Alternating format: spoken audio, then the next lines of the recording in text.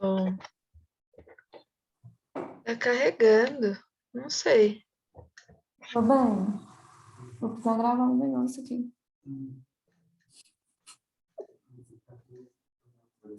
Não, é que você tá batendo as coisas.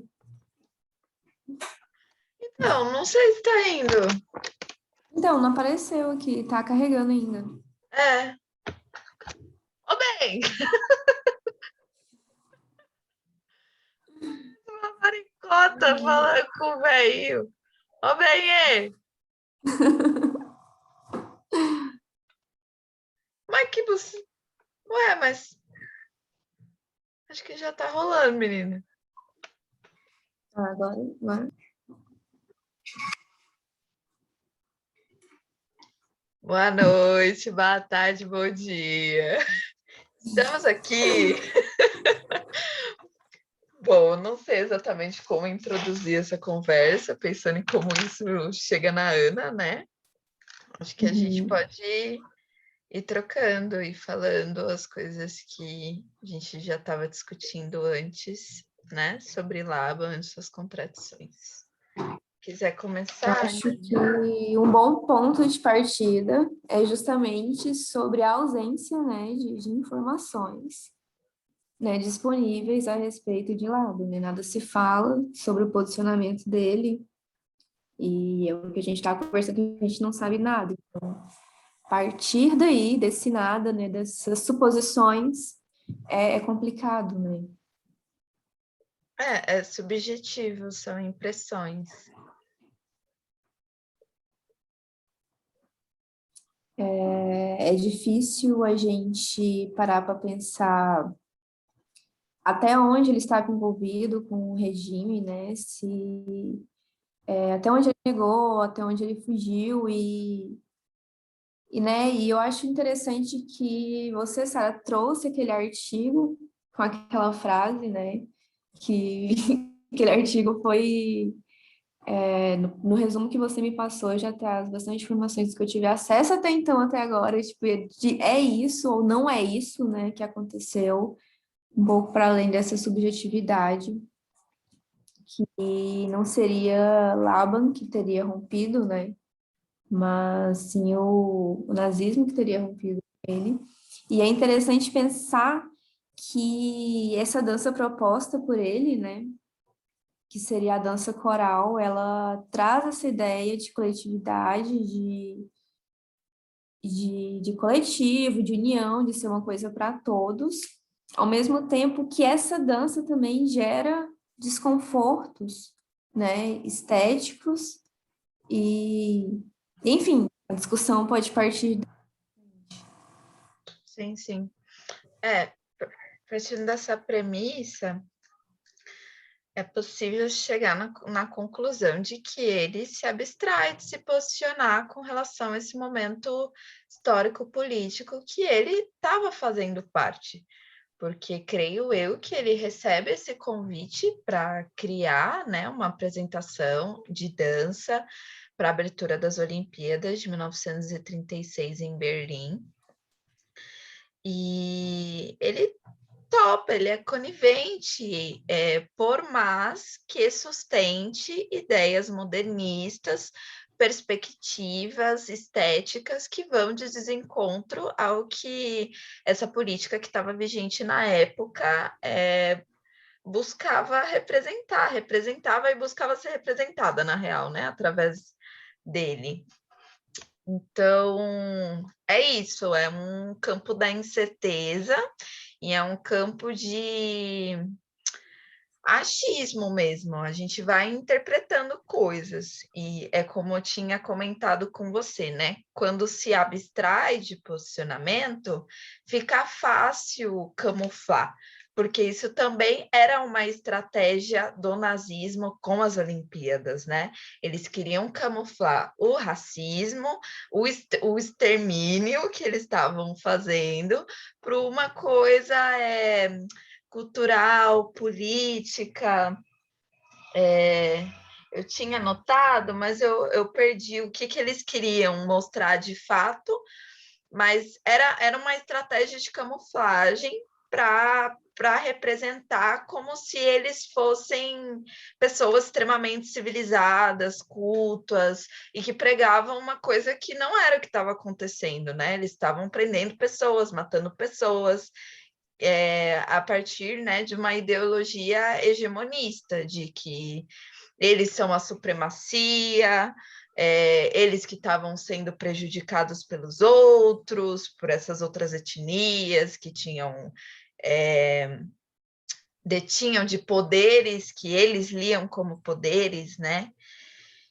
E, enfim, a coisa começa a ficar complexa quando a gente começa a observar isso de Laban, né? De seu posicionamento ou a falta dele.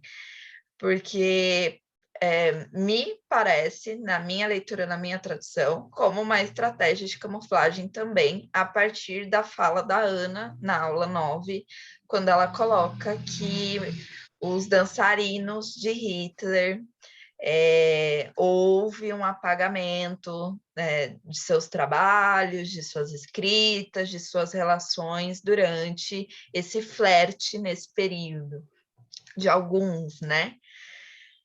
Então, enfim, é isso que temos, né? Análises superficiais, distantes do que de fato acontece, mas assim, bem diretamente, eu consigo ler como uma conivência, assim, da parte de Laban, né? A partir do momento que ele topa fazer parte disso, ele topa criar uma célula com né, para isso tudo, uma conivência, uma abstração de posicionamento e um cinismo bem grande, assim, de dizer que é uma dança para todos num contexto como aquele, né?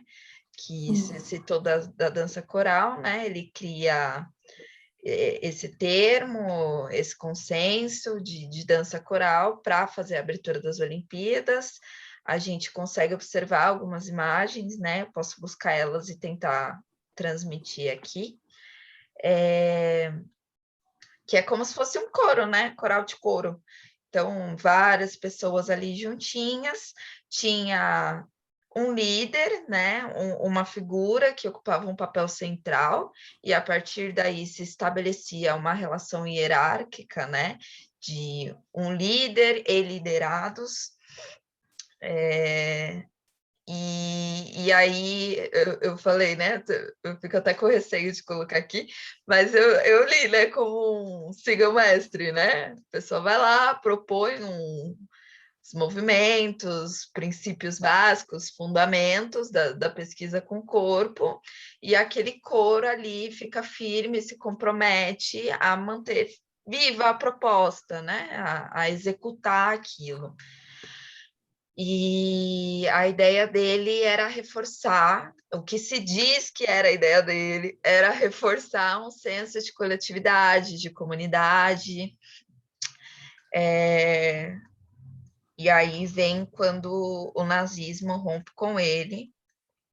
Não se tem muito, né, tipo, escritas, falas com que de fato ocasionou esse rompimento, mas é muito fácil a gente perceber que era por conta da linguagem modernista, né? A expressividade mais abstrata, essa relação de ter uma pegada voltada de uma dança para todos, que não necessariamente só bailarinos precisariam entregar aquele corpo, por mais que em sua majoritariamente eram bailarinos com bastante conhecimento técnico. Então, é como rola um posicionamento, né, que aquilo que foi criado, aquilo que estava sendo executado, ia de desencontro ao que o Rauch, ao que Hitler pregava, né, em sua política. E Acho aí interessante. é louco porque é o nazismo que rompe com ele. Então, em nenhum momento ele se propõe, ele sabe, ele se posiciona em ir de desencontro àquilo. Ele tem práticas que por eles, são lidas que não representam, por eles. Mas ele ainda assim estava fazendo parte, né? Pode falar, Vem Lu. muito essa relação que eu lembrei, né, dessa fala sua, que a professora compartilhou na aula, o vídeo falando sobre o estado de Narciso, né? Que eu acho que vem muito nessa situação em específico, de querer se apresentar aquilo que se vê, e aquilo que se vê é aquele tipo, né, ali. E, enfim, e volta um pouco na fala, assim, do que a gente chegou a comentar mais cedo nessa relação de poder, né? De ter esse privilégio de não precisar saber, mas também isso pode ser uma suposição de que ele tenha se posicionado assim por ausência de conhecimento ou não, ou só por fazer questão mesmo de, né, não observar aquilo, né, Eu propositalmente, assim. duvido porque pessoas estavam sendo mortas. Se Então, você é assim, não tem conivente com como, isso, você entendeu? já está se Não tem posicionando. como, justamente. Então, assim, não tem como, né? É você que não quer ver a realidade de fato, né? Enfim, É. se Eu tenho para mim que a for teoria foi um lugar de conivência, assim, tipo, confortável para ele. Ia estar recebendo a grana, ia estar no país dele, ia estar continuando trabalhando, pesquisando as relações que ele estava desenvolvendo com dança, em suas perspectivas. E é isso, deu enquanto deu. E aí usa esse termo exílio, né? Até onde foi exílio? De fato, ele foi perseguido por esse governo, quando ele, né, tipo, compartilha ali o processo de criação, essas coisas eu não consegui acesso em minhas pesquisas. E é muito interessante isso que você trouxe do trabalho do cubo branco da Grada Quilomba, mulher incrível. Isso, Nossa, isso, isso. absurda, absurda. Que é o mito de Nero e Narciso, é exatamente isso, essa ideia hegemônica de representar só a sua realidade, que é parecida com aquilo que se prega, que é seu, que é aquilo ali. E aí, até onde a gente também consegue observar essa relação nos trabalhos de Laba, de corporeidade, né? De padrões de movimento, a partir do momento que ele lê que é isso ou aquilo, que existem 8 fundamentos, ele enumera, ele dá nome, é Laban Notation. Então, E vai criando camadas e camadas, né? eu, particularmente, acho que não é contraditório, acho que é extremamente estratégico, acho que é um pensamento comercial para que a sua linguagem, o seu pensamento, a sua filosofia, né, ela consiga se manter viva na sociedade nesse lugar indiferente, né? Tipo, não, ele foi contra o nazismo, porque ele se exilou, ele saiu em um momento, né? E é isso. Até onde, como, porque não se fala, porque ele não se posicionou, aonde que a gente acha, né, materiais, escritas dele se posicionando em relação a isso, eu não achei. É sempre as coisas que eu leio, é sempre de alguém que estudou com ele, que acha que ele é uma figura fantástica, que o trabalho dele é fantástico, e aí é um risco para mim, a pessoa acreditar nesse tipo de comentários, porque eu acho tendencioso. Uhum. Então, enfim, isso. Acho que, a princípio, é isso. Concluo que não é contraditório, não. E a aula da Pro, acho que a gente, prosseguindo nesse discurso, a aula da professora Ana abordando, né, outras perspectivas, trazendo um pouco da história da crise, né, de 1929, de como foi, como era o pensamento nazista, essa relação absolutista, essa utilização da ciência, que não é ciência porque não comprova Sim, cientificamente nada.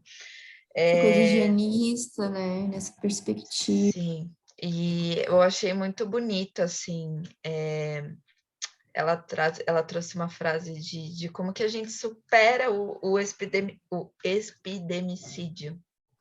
Acho que é isso. Como que a gente supera e a gente começar estudando Laban, estudando essas relações, abordando figuras tão emblemáticas, né? Como a Grada Quilomba,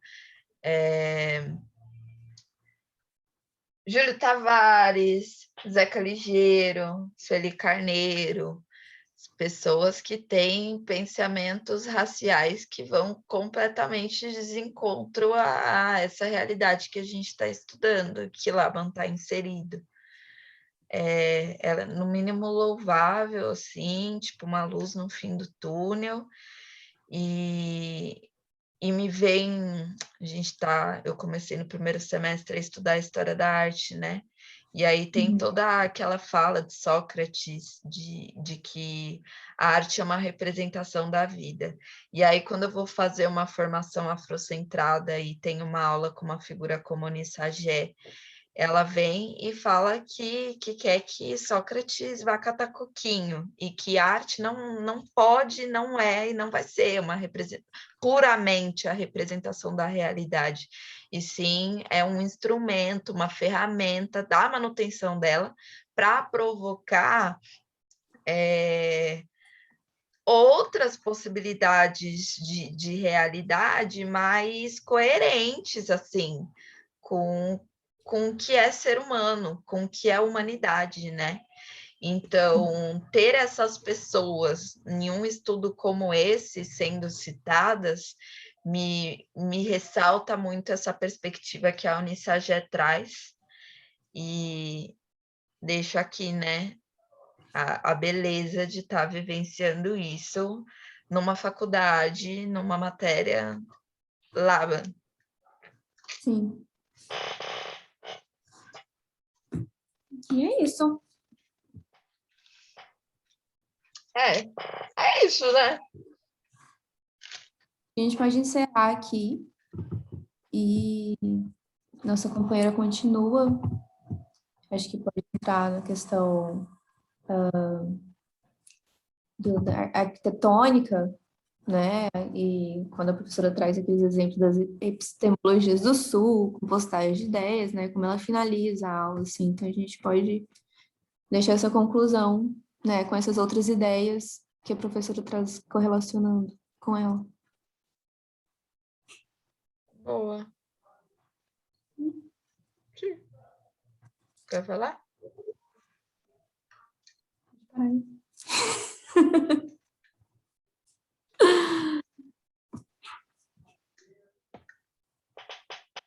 Bom, eu não vi o vídeo ainda, né, de arquiteturas desastre. Meu Deus, me fugiu o nome.